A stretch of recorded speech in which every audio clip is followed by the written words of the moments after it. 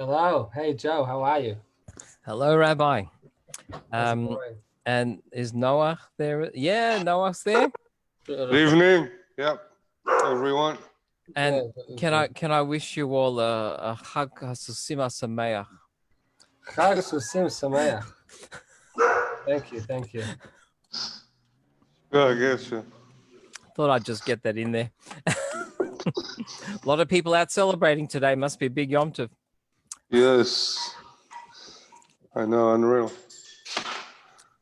I was just Apparently, thinking that it's rare that we get to have a holiday on American Election Day. It's very nice of them, but they should have just realized that when they planned November 3rd, realized that we're a day ahead.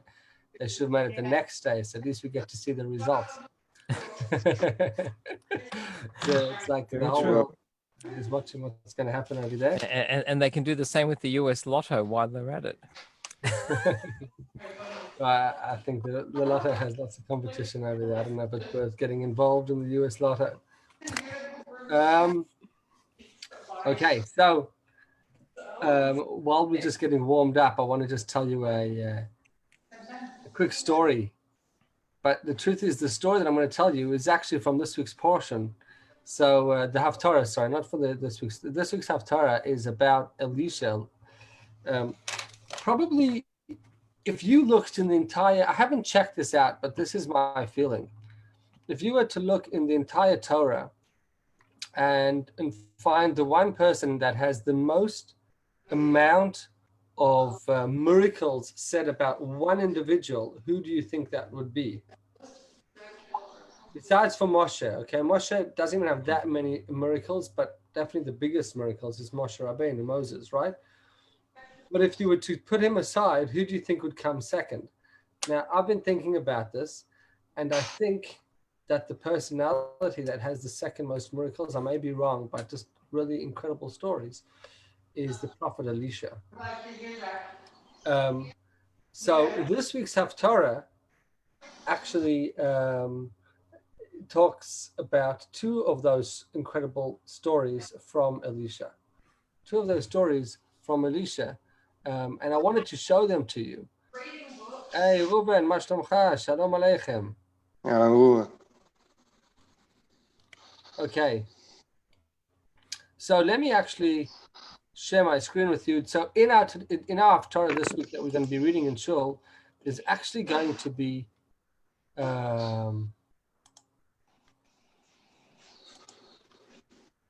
no, not this one. I'll first go. Okay. Do you see that? Yeah. Okay. Now, the two stories that we have in this week's Haftarah is number one, we have the story of this woman that cries out to Elisha. And look at some of the words. I'm going to tell you the story. I'll tell you the story outward. We'll look at both stories, but I'm going to focus on the first one.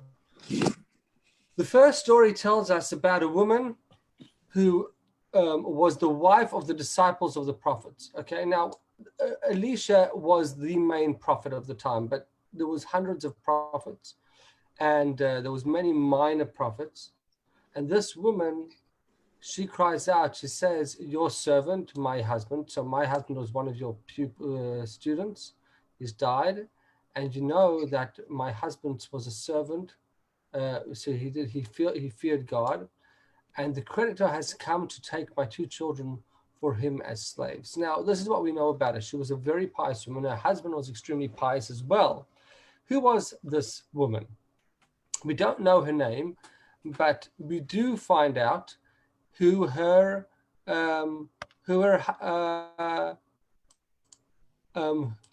we find out who her husband was. Now, in the time prior to the Elisha's teacher was none other than the great prophet, the most famous of all prophets besides from Moshe, probably would be Elijah. Elijah is the teacher of Elisha. Of course, Eliyahu is also one of the great miracle workers. The thing about Elijah is that he's all famous, but he's also a very is an extremist. which is what ends up being one of his issues. But putting that aside, he fights against the great idolaters of the kingdom of Israel at the time. Israel had been split into two kingdoms, the kingdom of Israel and the kingdom of Yehuda. And the king and queen of the time were two evil idolaters by the name of Izebel, who actually wasn't a Jew, and Achav, who was a Jew. And they brought a tremendous amount of idolatry. And I'm not getting into the whole story because that would take us into a whole different element. But one thing that they did do is they tried to kill all prophets of Hashem, all real, genuine, authentic prophets that could actually prophesy real things. They had a mission to kill them. So what Avadja had done is Avadja, who was one of the senior prophets at the time and a student of Elijah, and then becomes a student of Elisha, or follower of Elisha, he puts them into hiding in two caves, 100 prophets. And there's no way to feed them. So what does he do? He goes and he borrows money from people. According to some opinions, he actually steals food from the king who was trying to kill them. But he goes and he borrows money in order to take care of these prophets. And in hiding in caves, he takes care of them and he feeds them, sustains them for all the years that they had to be undercover while the king Achav and his wicked wife Izebel was alive. Now this is now moving forward several years. Elijah's passed away. Now the leading prophet of the time is Elisha. And Elisha's approached by this wife, and she says, you know, my husband, he was one of the great pious people, but what has happened is the creditor, whoever had borrowed the money, has come to take my two children as slaves. That's all she had left. She has two children. Now, this is where the story gets really interesting. Of course, it's been very sad until now, but what happens? Elisha, she says, what shall I do for you? Tell me what is in the house. What do you have? She says, I don't have anything left in the house. She says, has nothing. All I have is a jug of oil. That's what she says. Now, going further, she says, Elisha says, okay, go and borrow vessels, more vessels, from all your neighbors, as many vessels that you could find, as many empty vessels, and you should go and close the door, and that one little flask of oil, you know, like the story of Hanukkah, that one little jug of oil you should pour into those things. And that's what she does. She closes the door and she pours out the oil, and she keeps on pouring and pouring, and this one little flask of oil is like the story of Hanukkah. It never stops flowing and manages to fill many, many, many jugs of oil. And she comes and she tells Elisha, and she says, well, now I've finished. She says, okay, now take those barrels or those jugs of oil that you've made, sell all the oil, and whatever is, pay back the creditor, and whatever you have left over, you should live off. Now that's going to be our focus of discussion. But I want to tell you the second story that is also brought in this week's Haftarah, because it's a very central story. But I'm not going to go through it inside because but I want you to be aware of it. As I say, if you were to look within the Tanakh, there are many incredible, miraculous stories of Elisha. And maybe one week we will do a class just on the incredible stories of Elisha. But today I want to focus on what is the mystical meaning of the story that we just read. But let's just look at the rest of the Haftarah.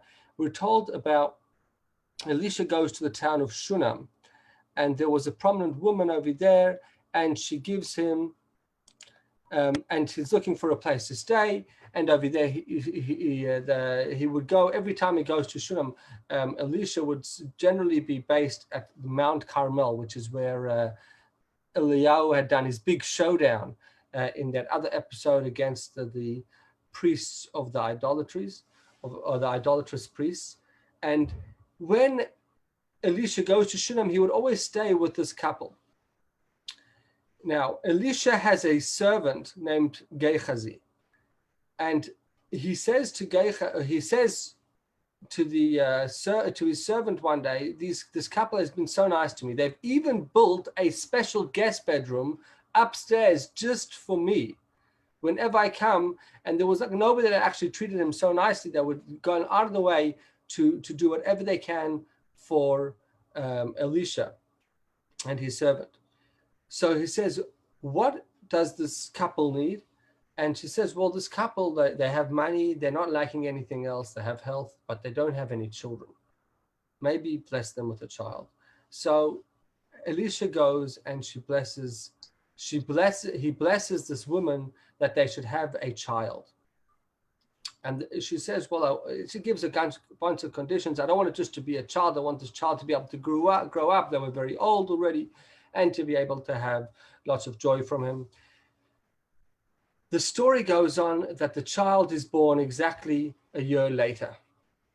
The child is healthy. The one day the child goes out with his father to help his father, to join his father. He's a young boy, to help his father in the field. And while in the field, he says, I've got a terrible headache. His father sends the boy back to home to his mother. And she says, when he comes back, she sees that he's got a terrible headache. She puts him down to rest, and she comes back later to check on him. And the young boy, her only child that she has at old age, has passed away. He's not breathing anymore. He's passed away.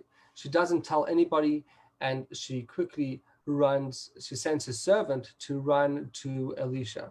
And Elisha tells his servant, Gehazi, take my staff, do not speak to anybody, and take the staff and place it, run back with this woman to this woman's house and place it upon the child, and the child will come back to life. Now Gehazi thinks, well, this is incredible. I've got now Elisha's power. So he doesn't listen to Gehazi, and he starts talking to everybody on the way. Look at the stick. This is what I'm going to do. I am going to be reviving a dead child. Anyway, he arrives eventually, after chatting to everybody on the way and taking his time, he arrives eventually at the house of this woman. And she places the stick on the baby of the child, and nothing happens. The child is still dead. Hi, Leon and Arena, and hi, Maria. And hi, Naomi, welcome.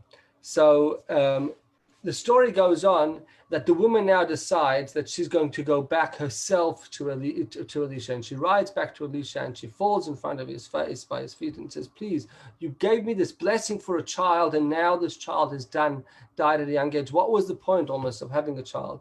Elisha realizes that his servant has disobeyed him, and he quickly goes himself, and he walks into the room, and he closes the door, and he puts his face on the face of the child, and the child comes back to life. Okay, we're told that child ends up becoming the prophet known as Habakkuk. There's one of the books of the Torah, of the Tanakh, is actually known as Habakkuk, and that was this child. Okay, this is a miraculous child. This is, when you listen to these stories of Elisha, they're quite fantastical. So when I asked at the beginning, who's the prophet that has the most stories, probably Elisha has the most of these type of stories that are recorded in Tanakh. It doesn't mean that they're the most that happened with him, but there's many such stories that occurred in the Tanakh. But that being said, I want to now revisit our story that we're going to talk about today, which is the first story, the story of the woman that her husband passes away, and she has to pay back a huge amount of money, and the creditors want to take her children as slaves in their place. Now, I want to just point something out which is really important when we think about these type of stories. You know, when you think of the Torah, and here's something that I want you to think about for a moment. I'm talking about these miraculous stories that we're told about, whether it's in the Torah. You know, this week we talk about We talk about Yishmael, and we talk about Yitzchak. We talk about the birth of Yitzchak and the circumcision of Yitzchak. There's so much that happens in this week's portion. We talk about the destruction of Sodom, which is also a miraculous story. Now, all these stories, you think about, here's this time in history. When you think of a story in the Torah, I'm talking about whether it's in the 5 books of Moses, or you're talking about in the prophets, and you think of these stories, do you think of them as stories that happen, nice stories, they're interesting stories? Like, why are these people's stories so important that they become the fundamental beliefs of what we're going to believe and make our whole belief system? Now, these stories happened thousands of years ago. Why are these stories so significant? This is the question that I want you to ponder for one moment. Why are all these stories in the Torah? Now, while you're thinking about that, let's just think about these stories and who they're happening to. Of course, these stories, they happen. You think about Adam and Noah, they happen to some of the most incredible people in history. So that's really important to remember. They're not just simple stories that are happening. These are stories happening to some of the most incredible people in history. And if the Torah decided to tell us a story of somebody, does that mean that these are all the stories that happened to that person? For those that came to Shul this week, they would have known that I spent quite a few minutes giving an introduction just into the story of Abraham, because the story of Abraham only starts when he's 75 years old. And we know that so much happened prior to that. And that's with every single one of these personalities in the Torah. Some people we know a little bit more, like, as I said, Elisha. For some reason, God thought that we had to know a lot more of the crazy, incredible, fantastical stories of Elisha. So how do you look at these stories, and what type of meaning do they have to our lives? Why are these stories so significant? If anybody wants to give an answer to this question, why do you think these stories are so significant? What's the message behind it, right? Yes. So it's all like the one with the, I don't know, they all convey a different message in a way, but the one with the oil, for instance, from what I can understand, is it tells you to look at what you do have, not at what you don't have, and be thankful for that. And if you believe that you have more, you do have more. Very good. So you say that it's the message behind the story. Yeah, the lesson, yes. Okay. Very good. 100%. I agree with you totally. Anybody else want to say something quickly about this question? Building on what Noah said, the lessons in the miracles go beyond maybe just in the Jewish world, but apply to humanity. They're more universal. Okay, yeah, 100%. So you're building on that point. So I want to tell you that in general, when you look at this question being presented within the commentaries of the Torah about why we make certain stories to be so significant, this is my question I'm asking you tonight. There's generally 2 reasons that are given. The first reason given is the one that has been mentioned, because there's a message that the Torah wants us to learn from that particular story. And if the Torah gives us those details of the story, and of course there's much more details, I can assure you on each one of these stories, you could probably have written a book. As a matter of fact, we have the Medrash, which often gives us much more details. But nevertheless, those details cannot be more important than what is written in the Torah, because if the Torah, God wanted us to put those in the Torah, even though, of course, the prophets was not written, so to speak, directly from God, it was written through prophets.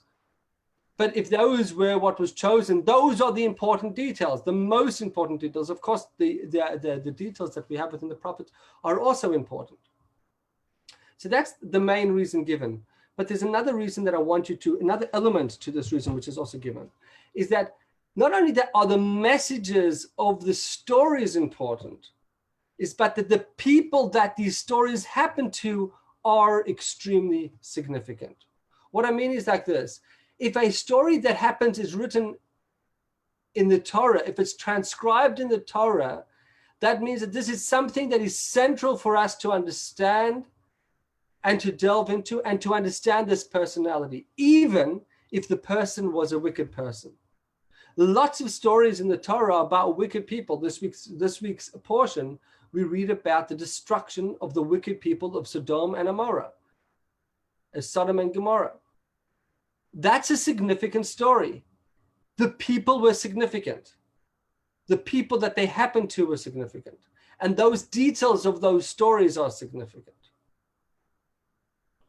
Now, every story that is transcribed within the Torah is 100% happened in real time. It's a historical, according to Torah, we believe that these are 100% true stories. But within these stories, there's a whole different, as we mentioned, a message that the Torah was trying to give out. And there's so many different layers that we can go into. And I want to take this story of this woman, I want to revisit it, and we're going to dissect it the way the founder of the Chabad movement, the Alter Rebbe, dissected it some 300 years ago. So let's look at the story all the way back from the beginning. And I'm going to be going back partially through Hebrew and English.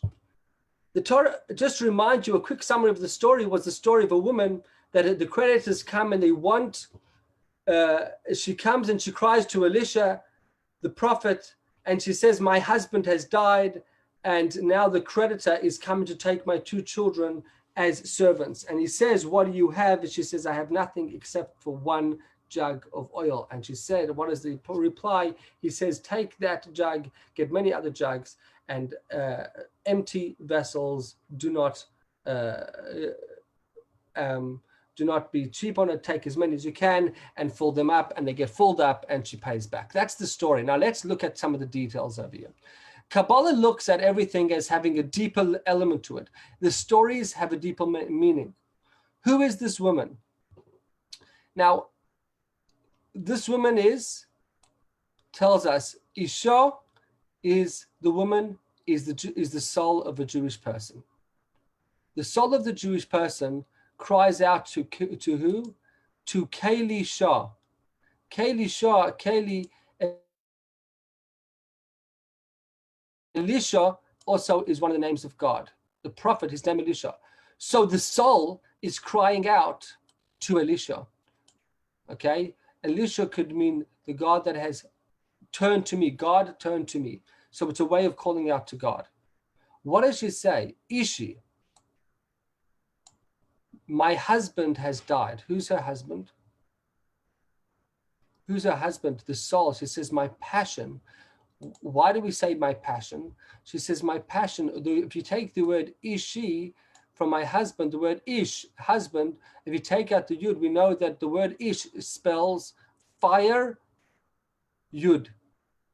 My fire for God, the fire for God, my passion for God, mace, has died. My passion for God has died. And now what is happening is the creditor. Who's the creditor? The creditor is going to be my animal soul, and all my materialistic desires are coming to take my 2 children as captives. Who's the 2 children? My love and fear of God. The creditor is coming to take my love and fear that I have, that I had once as some type of passion. I had it, it's come to take it away and make them servants to materialistic, nonsensical, physical ideals, and I'm going to lose all my excitement about God. Okay, this is all a preface, sorry. What is it? God says back to her, what do you have left? She says, I have nothing left. All I have is 1 jug of oil. Awesome, Shevin, what's the thing about oil? Oil, if you mix it with other liquids, it always remains separate. It's a representative for the essence of my soul. I've lost all my desires and all my excitement about godliness. All that I have left is that Pintele Yid, my essence of my soul, my yearning. So he says, okay, I want you to take many vessels. What are those vessels we're going to see? All right. So this is a little bit of introduction to what I'm going to do. I'm going to change my screen for a moment. And now we're going to enter the world of Hasidism. Welcome to the world of Hasidism. We're entering into a new world. Okay. Let me preface for a moment. What this is about, we're about to enter into a very, very fundamental discussion. Okay? The discussion is as follows. How many of us, you sitting here right now, can think of a time that you really felt passionate about Judaism? You're really excited. Or how many of us could think of a time when we felt at a time excited, but then we had moments that we felt totally depleted and no interest, totally apathetic to all things Jewish, to any connection with God? You lost your feeling of connection to God. Can you think of such a time? And if you were to think about it, I think most of us have gone through many times when we just lose interest. We're just not interested anymore. We're not interested in coming to shul, or we're not interested in coming to a class, or we're not interested in doing anything good. We just want to have a good time, whatever it is. This is the story of life. What this little episode is going to be, it's the micro story of how we describe the life of a human being. It's particularly of a Jewish person coming in this world. What happens when a person, prior to coming into this world, in other words, when you were a soul, not in a body, your soul, all your soul cared about is about being connected to God. That's what I wanted to do. I wanted to be connected to Hashem. I wanted to feel that connection, that there was no other interests. Now, what happens is it gets put into this world, and then sometimes it's able to feel connected. You know, often when I start learning with people, people tell me, I have no feeling towards God. I have no, you know, the Torah expects us to love God. You look at the Shema Yisrael Hashem Elokeinu Hashem Echad. There's one God. And then it says, V'ahavta et Hashem Elokecha. You're supposed to love God. And any honest person, or most honest people, will tell me, I have no feeling of love towards God. And I say to yourself, and I think you should ask this question, that's interesting. Because before you were born, you, this person that is sitting in this body, this being, your soul, had a tremendous love to God. It was the only truth. That was your sense of truth. What changed? What happened? What happened is that when you were placed into a body, God became less obvious. Your connection to God is no longer apparent. And it's much easier to connect to trivial materialistic things. Not only is it easier, but you have to, in order to survive. You have to get involved in mundane activities. You have to go to work and make a living. You have to do things like brushing your teeth and sitting down to eat dinner. You have to take care of family matters, and you have to take care of, filling out papers and documents. There's so many things that just bog us down on a day-to-day level every single day, that who has time to worry about spirituality and godliness? Very few people. Well, at least that's what they think. But here's the thing. Before your soul, your being, that's your essence, entered your body, that's all you did all day. That's all you were occupied with, because you never had all these other mundane worries. And what ends up happening is you have this natural, according to Hasidism, which is based on the Torah, this concept, you have a natural love towards God. You naturally want to connect to God. But your problem is that you're so caught up in the physical world. You don't see godliness in your day-to-day life, and there's nothing you can do about it. This is just the way we live our lives. Many people go the entire life and haven't stopped for a moment to say, hey, how did I get you? I got you because somebody created me for a reason, and therefore everything that I have, my entire existence, is all coming from that being. That very small concept of recognizing that everything comes from somebody and everything that I have comes. You know, when somebody gives you something small that you weren't expecting, you appreciate it. But when you're getting everything from somebody, it's difficult to appreciate it. Yes, Joe. Sorry, Rabbi, I've got to ask a question. I understand what you're saying. And this actually links beautifully to a bit of a discussion we're having on a yeshiva chat group. With putting on tefillin, there's a particular part of the process where we wind the strap around the finger. Yeah, well, I do, ve'rastich li'olam, where it's a symbolic marriage to God on a daily basis to... you understand, you've probably heard of that practice. I've been informed. Yeah, and I've been told that is not Chabad practice. Yes.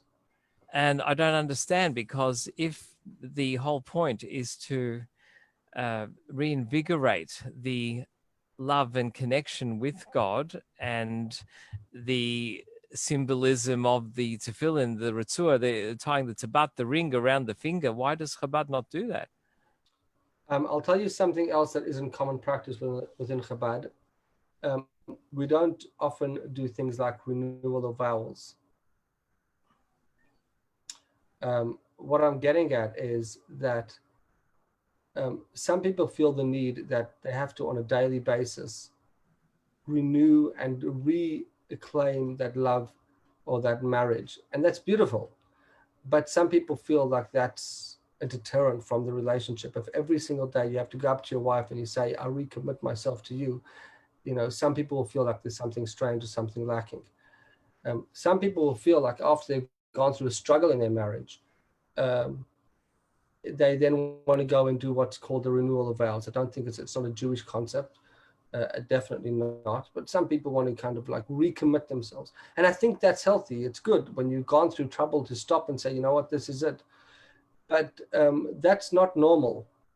So what I'm saying is that the question is a great question, and those that do it should definitely do it. If it's your custom to do it, you should do it.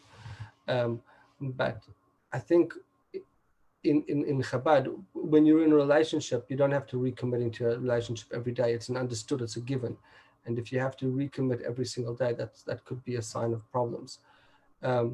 So I wouldn't agree. In defense of the custom, though, you asked the question, and I would never, ever, God forbid, put down anybody's custom. So in defense of the custom, I would say that it's a beautiful custom. And as I say, if is your custom, you certainly should be doing it. We do these, though. There are elements of it that we do on a daily basis, just probably not with such blatant words of I right now. It's ve'rastich li'olam. I am, you know, the famous story of the woman that goes up to her husband and she says, how come we've been married for 50 years, and since we've been married, you've never said I love you? He says, listen, when we got married, I told you that I love you. If anything changes, I'll let you know. Now, what that's saying is that, of course, it's not a healthy thing. Every single day you should be saying you love me. But I don't know if every single day you should be saying, Rabbi, I'm getting married to you. May I suggest that the way forward with resolving this is, aside from the fact that it's a custom, for me, I think a lot of it has to do with the kavanah, with the intention. 100%. It should not be done as a rote thing. Then it's devoid, it's empty, it's actually an insult. But if it can be done with genuine feeling and meaning every day. Well, that's what I wanted to say. And in the defense that I was going to say of the custom is that what I said, as in the reason why we don't do it, that remains true. But perhaps you can say that that's all good in a marriageable custom or contract where you use two human beings that you kind of see each other on a daily basis. And if you have to every day go and renew your commitment, perhaps there's something strange about that. But when you're in a relationship with a omniscient God, eternal hidden God that you can't see, then perhaps there is more of a need for that recommitment on a daily basis. And therefore I would say that if it is your custom, please do not stop. Please continue. Oh, I won't stop. It definitely is a good custom. But if you're going to ask why we don't do it, I'll give you the reason why. Now, I may be wrong. That's just why I think. I have never looked into it. You ask me something, and that's my feeling. And that's generally a type of a Chabad approach to many of these type of things, that often things that are very blatant and that kind of make the relationship between us and Hashem be too unnatural almost. Chabad custom, often the Alter Rebbe would not have adopted those type of things. It's almost like there's numerous things that are like that. I'll give you another quick example, even though it's totally derailing the Shiur, but it's an important concept.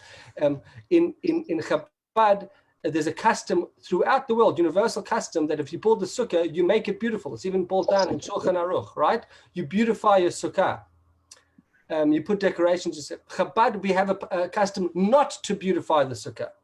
And why is that? Because if the sukkah is the relationship between you and God, why are you going and putting your abstracts on that? It's the schach that is beautiful. It's the walls that are beautiful, right? And then you're now adding onto your own type of things as though the schach is not beautiful by itself.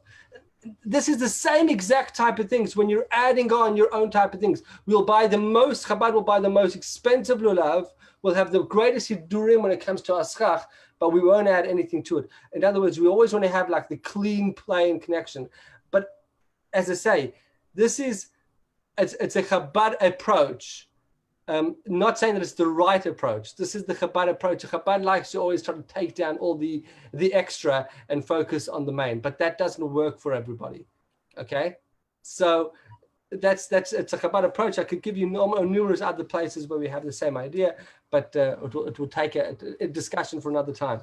Okay, so let's look. I wanted you to understand this discussion that we're having about the soul and this story. This true story of this woman that is saved by this miracle of the oil. I want to, by the way, say there's an incredible story that I once heard, and I think the first time I heard the story from somebody that heard it from someone that was present when the story happened. The Baba Sali, right, who's the greatest Sephardic rabbi of the last several decades, in my opinion, a tremendous tzaddik and miracle doer. He was very, very close with the Lubavitcher Rebbe.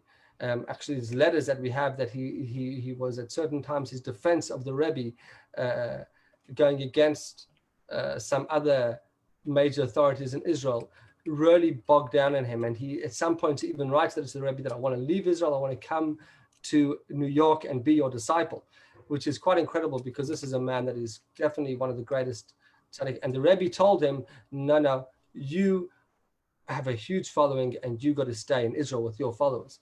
But nevertheless, here's an incredible story of the Baba Sali, that he lived in Netivot. I think I was once at his burial site. I definitely was in Netivot around his place. And once he was driving from Netivot is towards the south. And he's driving, his driver is giving, or somebody was giving a ride from Tzfat, which is all the way up north in Israel, down to Netivot, where he lived in Tzfat. So it must have been a good 4 or 5 hour drive. And on the way, the car has come to empty. The petrol is empty, and it's right at the beginning of the trip, and there's still a good 4 hours left to the drive. And the driver was about to pull up in a petrol station to fill up. And the Baba Sali said, no, just continue going. Anyway, they continued going for hours. I'm saying 4 or 5 hours on an empty tank. Anyway, he drops off the Baba Sali, and he drops the Baba Sali. The first thing he does is he goes to a petrol station and he fills up. And he gets a phone call when he arrives back home before the days of cell phones, from the Shamish of the Baba Sali. The help of the Baba Sali says to him, the Baba Sali would like to know if you filled up your petrol tank. And the man says yes. And the Baba Sali says, والله would have gone, you would have left it, it would have gone without needing any more petrol. It's one of my favorite stories, but it's exactly the type of story that we're talking about, this analogy of the oil. So with that in mind and the understanding the importance of the story, I'm going to now look at it from the Hebrew text of this discourse that was said by the Alter Rebbe, the founder of the Hasidic movement, some 200 years ago. Now he says over here, what are these things? He cries out to Elisha. My apologies that it's in Hebrew. I couldn't find an English copy of this, but I found this nice numbered one that it's easier to follow along. He says, what is the woman that refers to the soul? Why? Because the Jewish people are called the daughter of the Kohen. And it's one with God. Our soul is one with God. Now, from the children of the prophets, the wife of the prophets, why? Because when the Jewish people were together, we were able to be one with God, and he gives us all different types of this connection of a prophecy. He says, he cries out the body. She says, now, like, what happens? When the soul comes down to our body, the soul will cries out to Elisha. Who's Elisha? HaKadosh Baruch Hu, God. Our soul is now crying out to God. She says, Abadcha ishi meis, your servant, my husband has died. Now, who does that refer to? Ishi, Eish Yud, Harish Bayes, the fire for God, Lila Kadosh Baruch Hu, that love and fear has died. I have no passion left in my Judaism. All my excitement has died down. Ein li shum aval Hashem, I have no love to God, v'yira from God, even fear. Now here's an interesting one. He says, I don't even have fear of punishment. I've become totally apathetic to anything. And I think many of us have experienced this or are experiencing it at some moment in our life that we just say, I don't care, I don't give a damn, and I just lost interest in Judaism, and that's it. Okay? And this is this experience that the soul is complaining about. She says, V'ata yadato, you should know. Ki avdacha hayayore es Hashem, you should know that the truth is that I did love God. When I was in Gan Eden, before my soul came down at the body, I had a tremendous love. And even there are times in this world that I have a natural love and fear of God, just like all other souls. But it's just not apparent to me. But now what happened, Rak ata mitzad islavshut beguf, when my soul came into a body, hine hanoshe ba lakachat shnei yoladai lo la'avadim. The creditor that I owe all this money to, or so to speak, the one that thinks that he owes me, wants to take my children as servants. Tahainu, meaning that your yetzer hara, your evil inclination, or your animal soul, wants to take what you have left, your love and your fear, which is called your son and your daughter. In Kabbalistic terms, we refer to love and fear are two offspring of a soul. The soul has, so to speak, children, and they give birth to emotions. The two main emotions or two main passions is love and fear. Love is attraction to everything that is good, and fear is anything that is bad. Or sometimes it's the opposite. Sometimes we're attracted to bad things. And what happens is she's saying that instead of being attracted to godliness and good things, I've become attracted to materialistic negative things. And he wants to take natural love that I should be using, that in the past was there for my love to the Creator. Now he wants to make it to be betavot ra'ot, for negative tavot, negative inclinations, ubeyirach hitzoni, and to fear external things. Now this is an interesting line, yirach hitzoni. We're going through strange times in our world. The world is strange without a pandemic, but with the pandemic, the world has become strange. In Judaism, one of the major things that we believe is in bitachon, in trust. And what that means is we have to do everything in our power to do the right thing, whether it's to be saved, to follow rules or whatever it is. But fear is never okay. We should never be afraid of everything. We know when the Baal Shem Tov passed away, when the Baal Shem Tov's parents passed away, he was the founder of the Hasidic movement. He was a little boy. His parents were very old. According to some opinions, they were as old as Abraham and Sarah. His father's name was Eliezer. He was really old, and he died. Both of his parents died when he was extremely young. He was a little child. He was left alone. But his father told him, fear no one except Hashem. He would walk around in forest, be surrounded by wild animals, and he had no fear. And I just want to say, with what's going on in the world today, we live in a time of a pandemic, and the media is trying to make us scared. Okay, we should do the right thing, wear masks, etc., but we should not be scared.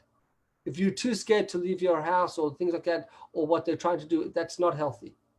Okay, this is what it says. Yirah chitzoni. That's not a Jewish thing. We don't believe in fear of sickness, fear of people. I know it's a big task because that's the world we live in, but we should have our fear. Our fear is awe of God, knowing that God will watch over us. But we should not be fearful of things happening. We've got to do the right thing to protect ourselves and then move on with our lives. Okay, that's not a political statement, by the way, even though you can take it as a political statement if you wanted to. It's just a feeling that I don't think people should be living in fear in anything at any time. It's never a Jewish thing to be afraid. But that does not mean that we should not be doing the right thing when it comes to our safety. Rabbi, This sorry. is the concept of fear. I just wanted to stick that in over there. Yeah, can I just clarify with that? Because like you're saying, it's not a Jewish thing to have fear. On the other hand, we are told to fear Hashem. That's exactly what I said. To fear should be to Hashem alone. So fear is okay as long as it's directed at the right. In other words, no. So the fear of Hashem is fear of Hashem is the difference. Is if you recognize, what does this mean? It's a whole big discussion. But if you recognize, and I brought this up because I feel really strongly about it, because I've really seen the media going really after that, and lots of people that I discuss that are walking around really afraid, and that bothers me. People seem to be too afraid to do things, and if they're doing it because they're doing the right thing but they're not afraid, that's one thing. If you're doing it because you think it's the right thing to do, that's one thing. But if you're doing it because you're simply afraid, that's when I oppose it. Okay, Rabbi, so there's a difference. When the Torah says to be afraid, when the Torah says to be afraid of God, what that means is, one of the fundamental beliefs is we believe that, and we have trust that God will take care of us, and God will do the right thing. And we say, Gam ki elech begates al mavis, even when I'm going in the shadows of death, in the valleys of hell, lo irara, I will not fear anything. I will not feel evil. Ki ata imadi. Because in other words, if God wants me to die, whether it's from cancer, coronavirus, from old age, from a car accident, from crime. I used to tell this to people in South Africa as well, when there was those people that would live in fear in South Africa with the high crime rates. I don't think it's healthy. And it's never healthy.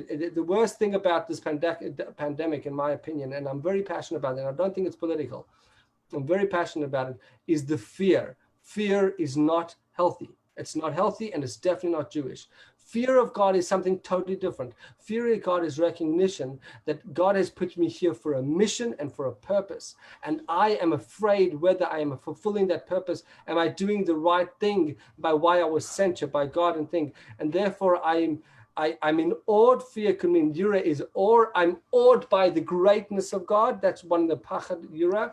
And when you're in presence of something incredible, you are in awe, you're in fear, you don't want to do the wrong thing. That's the fear. It's a whole discussion of itself. But fear, and even here he pointed out, when we take that fear that we should be having for doing our mission and we use it for external things. Now, this is, I'm telling you, I am guilty of this. Okay, I am guilty of being afraid of my livelihood and being afraid and that is not a Jewish concept. I know it's a big jump, but this is exactly what he's talking about. We get caught up in these things.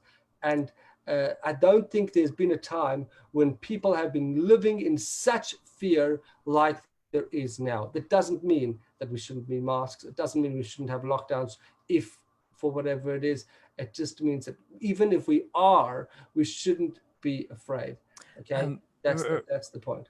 Rabbi, may I suggest the word fear may be the problem itself, is that the type of emotion that maybe the Maimon is talking about is not so much fear, but respect. When we talk about fearing God, it's respecting God.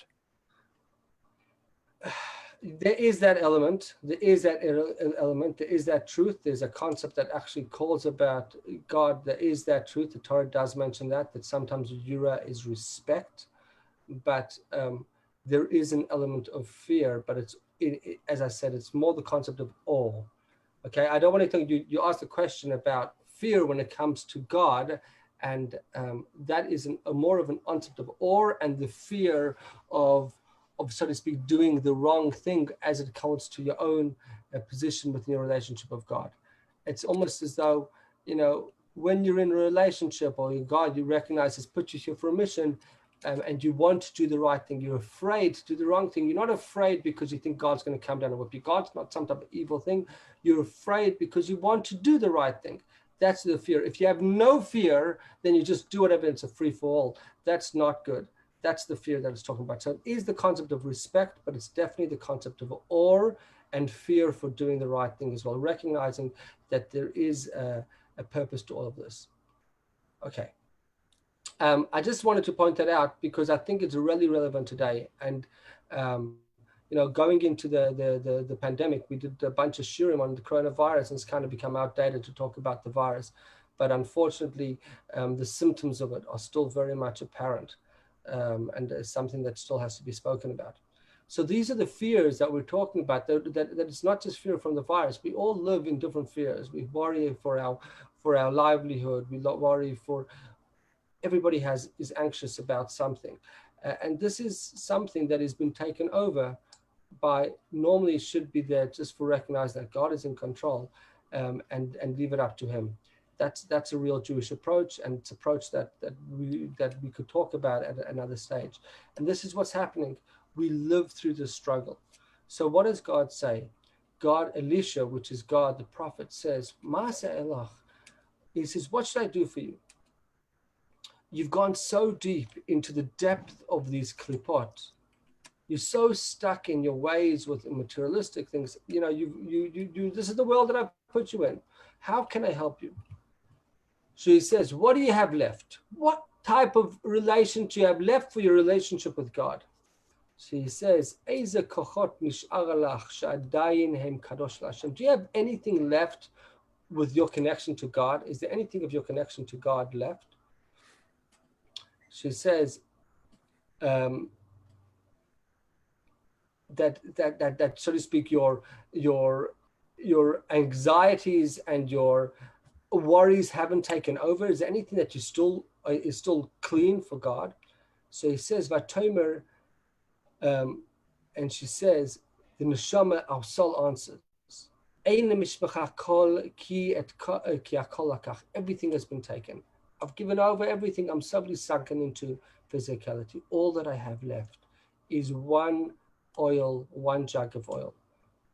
What is that? That he says that's the wisdom. In other words, all that I have left is my essential spark of my soul. The kudas primius halev biskasia. She says, my concealed, I know that deep down, if I really delve deep down, I will find that there's a spark of relationship there with Hashem. Now, I think a lot of us are aware of this concept, and I spoke about earlier that people tell me that they don't have any feeling towards God or towards Hashem. Like, who's God? Like, I've never seen him. I don't interact with him. That means you're just normal. That's normal human beings. I definitely don't. But we all deep down know that there is something there that I can connect. I feel like I have nothing, but if I dig deep enough, I'll find something. And that's what the soul says. You know what? There's something there. It's very deep down that it's almost like oil in other liquids. It just cannot be crushed. No matter what happened, there's something there. But the question is, how do I make use of it? I can't do anything with one pitch of oil for the rest of my life. I can't survive of that. So the question is, how are you going to develop this one little pitcher of oil and use it to exploit everything to build all your relationship with God anew? This is the question. Till now, it's really been the introduction. And now we're getting to the answer. How do you excite yourself, renew your passion and excitement for God? You could do like what Joe says, say the Va'eras Tichli, you say that re-betrothal, so to speak. But there's something more. There's something deeper that should be doing. You know, often people tell me, you know, I've lost interest. I'm totally apathetic. I put on tefillin. It's meaningless to me. I light Shabbat candles. I have no feeling. It's dry. Judaism's gone. I just have no feeling for it. So what do? You stop doing it. Well, that's what people should be doing. And she says that's the totally wrong thing. The very fact that you're doing it is a good thing. And don't do it just because it's easy. Continue doing it. So what does he say? What does God reply to the soul when you're in the state? He said, you got to borrow from the outside. Go get vessels from the outside. Kalim reikim, empty vessels, al tamiti. What does that mean? Leich asok b'torah mitzvahs. Go do something. Find good deeds that you can do. Find extra mitzvahs. Now you're going to say, but I have no excitement. I have no passion. I'm not interested in doing it. That's exactly the problem. He says, don't stop to go. You got this little spark. Try to find extra things to take on, extra Torah and mitzvahs. Shehem levusha neshama. The soul, what happens is when the soul enters the body, it feels almost like naked. It feels lost. It doesn't connect to anything in this physical world, so it feels dead. That's why it feels the fire has gone out. It's been extinguished. So what do?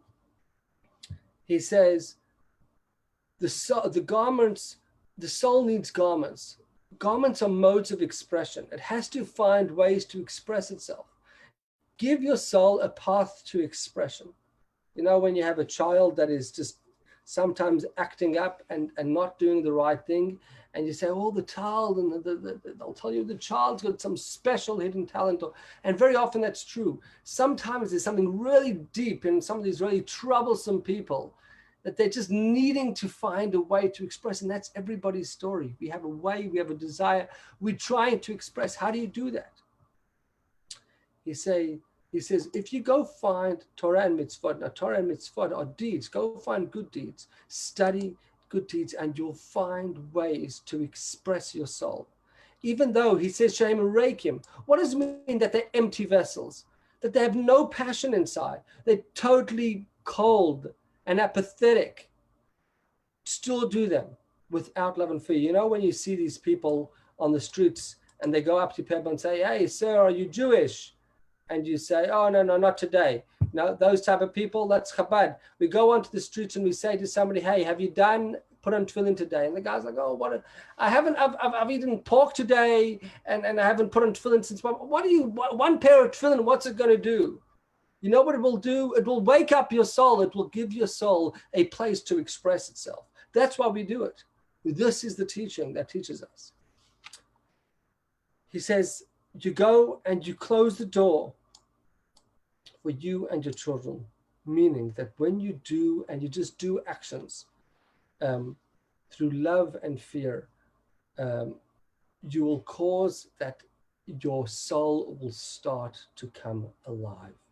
The more actions you do, the more you study, you will start to take that little drop that you started with, that little thing that you thought was even dead, that you had to search to find that spark of godliness and wholesomeness and connectivity, and you used the last inch of it that you had. And you did things even initially without any feeling, without any passion, you just did them. You know, you put in, how many people tell me that I put on tefillin and I feel absolutely no feeling, just keep on doing it. And you said you start to return your soul to God. Slowly but surely, you do these actions. That, you know what the thing about it is?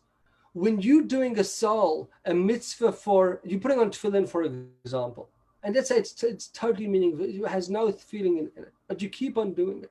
What that means is that I'm doing something not for my body. I'm not getting livelihood out of this. I don't have any good pleasurable feeling.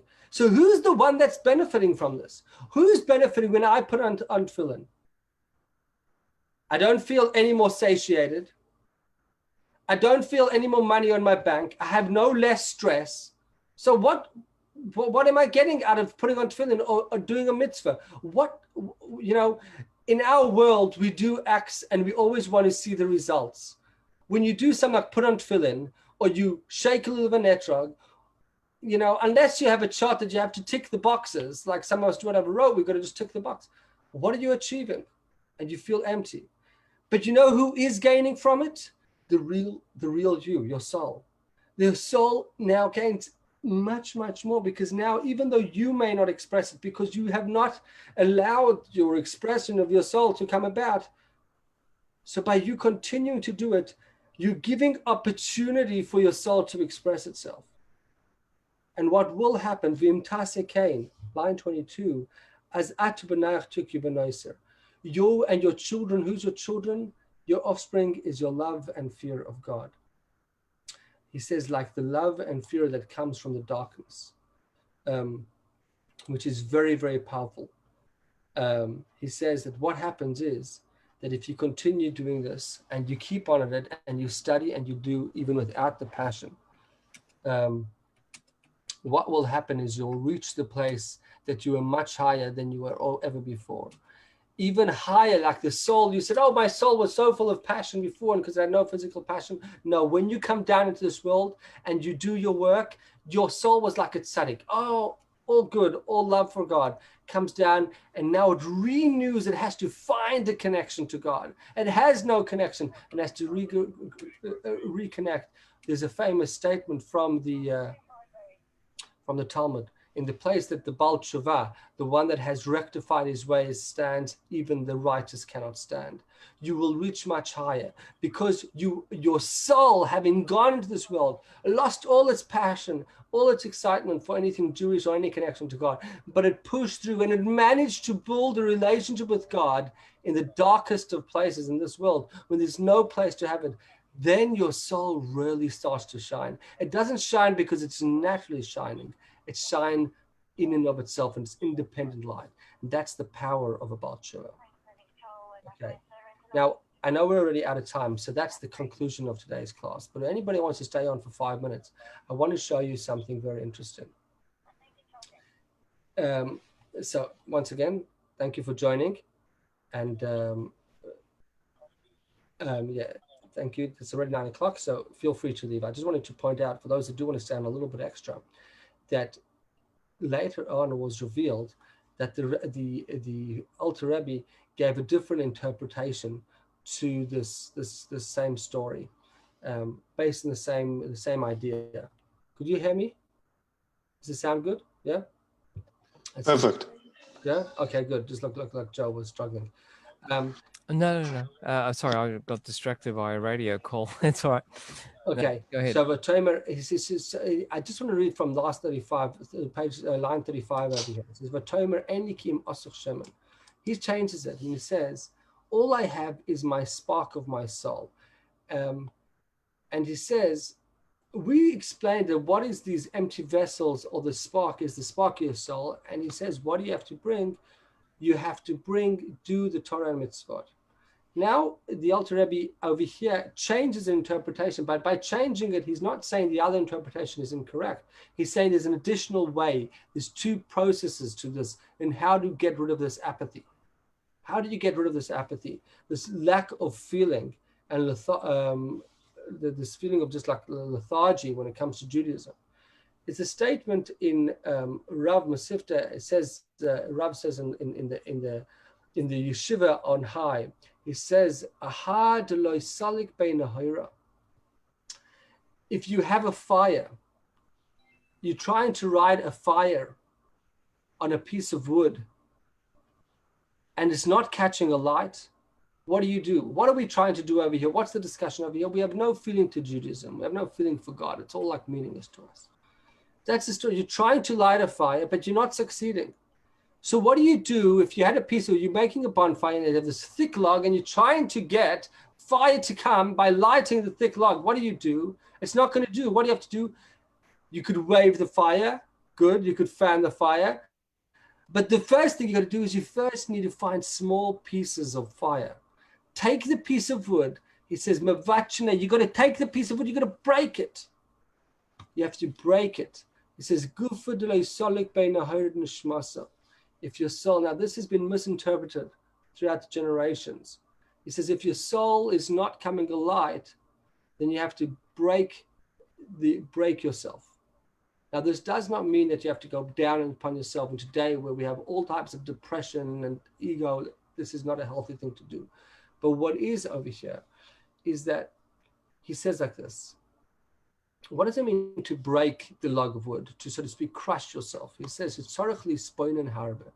have to meditate a lot. That you have to recognize that as much as you know, there's so much that you don't know. Oh, I've studied so much Torah. I tried it. I've tried it. You know that line that people always say, oh, I tried it. It didn't work. I went to that psychology. I did that thing. I did this. It didn't work. He says it's time. If you want your soul, you have to recognize there's so much that you can gain. But as soon as you start thinking that your cup, that your vessel is full, you have a problem. You need an empty vessel. If you want, you have to have humility. And you have to recognize that there's so much still to learn. Realize that you have to actually be pained. The only way you can actually feel. The problem is, you know why you're not excited about God? Because you don't even feel distant from God. You feel like you're lacking nothing. That's why you don't have anything. And this is a very high level. But if you feel like, if you haven't even stopped and recognized what you don't have, then how are you actually supposed to get? So he says, when you recognize that you don't have something, he says, when you recognize that you're an empty vessel and there's so much that you can do, so much more that you can grow, you'll become receptive. The problem is that you've cut yourself off. You said, I'm full. That's it. There's no space. You haven't allowed space. You haven't allowed for this emptiness for things to enter. I said, what is this? Your essence of your soul and your children. What your children, your love and feel every single soul. Tichya ben Noiser, you'll have this abundance if you're willing to be humble and accept this. You will have this abundance of light coming through. Okay, so and he says, "Keinizku Hashem." Now, what did we change over here? In summary, we spoke about two approaches to dealing with apathy. We brought this in the story, which ends up being really just a very deep story for the story of our journey within our relationship with God, which is what we all live through. Some people say, oh, I know, we don't even care about God. That's exactly what, but at least you come to a place where you actually care about it. If you actually care, you actually want to continue, there's two ways that you can do it. Number one, you continue studying and you continue doing good deeds. Fool yourself, find ways to express your soul. If you don't find a way to have modes of expression, there's no way that your soul can come out. That was number one. Number two, recognize that there is space for growth. Recognize that you're empty. You know that feeling of as much as I've grown, I've reached nothing? That's actually not such an unhealthy thing. You're not bashing yourself, but you recognize that as much as you know, it's really just touching the iceberg. The problem is that most people that don't come to study or don't want to learn, they just don't even recognize that there's so much more that we can learn. The more you know, the more you should be learning, the more you should be wanting to connect. And when you have that recognition that there's so much more that I could learn, there's so much more that I can grow, that's when you become a vessel. And you're able to seriously grow exponentially. Okay, so thank you, everybody. That is the conclusion of the formal part of the class. So thank you, everyone, for joining in this beautiful hot day. So